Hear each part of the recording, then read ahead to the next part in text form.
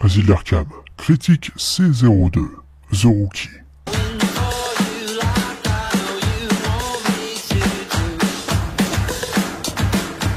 Salut, détenus d'Arkham, j'espère en tout cas que vous allez bien. On se retrouve aujourd'hui pour une petite critique, celle de The Rookie, le flic de Los Angeles. Pourquoi avoir ajouté ça en français, je ne sais pas. Parce que The Rookie, ça veut dire la recrue, si vous ne savez pas. Et donc, bah oui, c'est... Bon, enfin bref, si ça fait plaisir de rajouter un sous-titre français, tant mieux. La critique donc de The Rookie, les 3 premières saisons qui sont disponibles actuellement sur Netflix. Je ne sais pas si c'est prévu qu'ils rajoutent la suite, parce que c'est vrai qu'on est actuellement quand même à 6 saisons. Enfin, je crois que la 6e est en cours de diffusion, mais quand même, voilà. Les 3 premières saisons où, je vais vous le dire maintenant, j'ai passé un très bon moment. C'est le genre de série policière, mais sans prise de tête, bien sûr. C'est tu te détends devant ce genre de série. Tu cherches pas à réfléchir, c'est pas des scénarios complexes.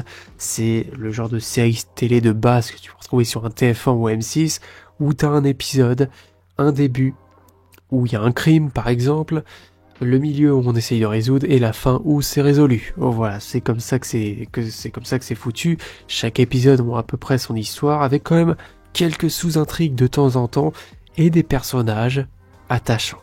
Voilà, parce que The Rookie, ce qui est intéressant, c'est qu'on va suivre vraiment les policiers de Los Angeles, mais vraiment au cœur de l'action.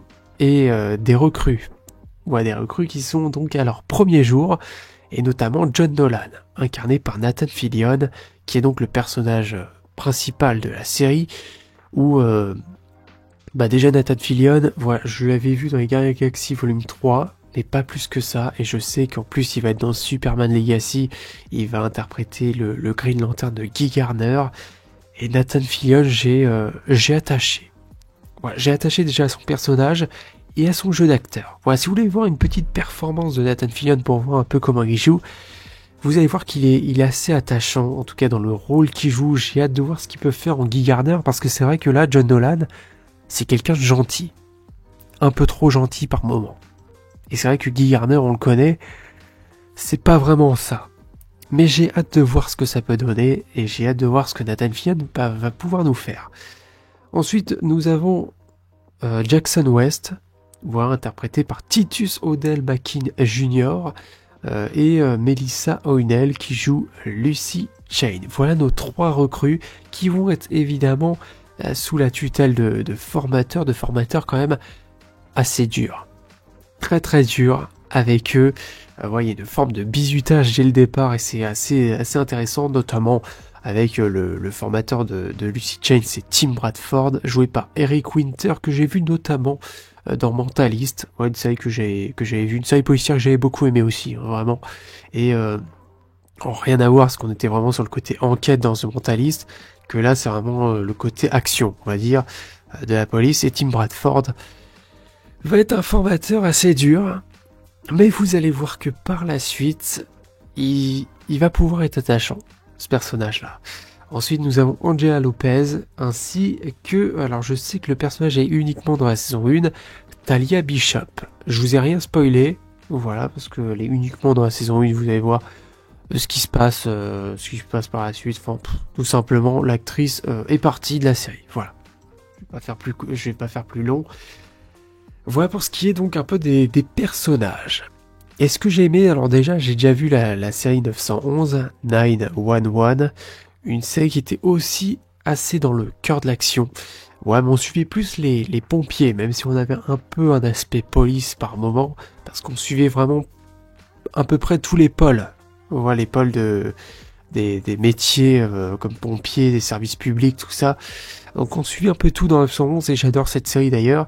Mais The Rookie, c'est vraiment centré sur la police et centré aussi sur ces recrues qui essayent de se faire une place et qui essayent en plus d'évoluer.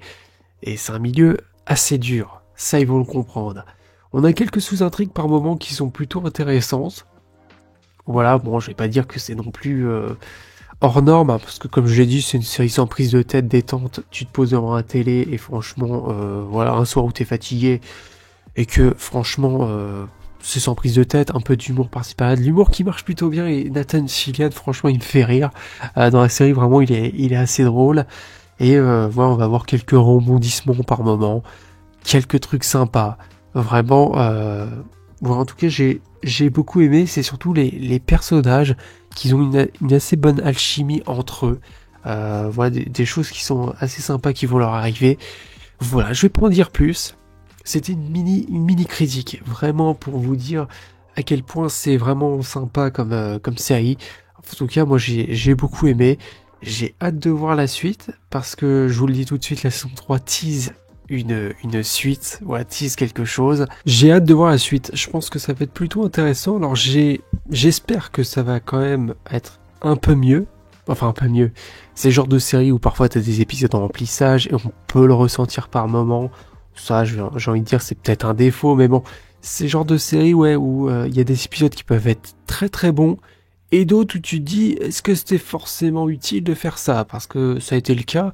Dans la saison 3 notamment, j'ai ressenti, je pense que c'est là où j'ai ressenti le plus d'épisodes de remplissage, parce que la saison 2 était très très bonne, surtout sur le final de la saison 2 et le premier épisode de la saison 3, mais sinon dans la saison 3, il y avait quelques moments où je me dis que c'était un peu chiant, un peu long, est-ce que c'était vraiment utile de faire ce genre d'épisode?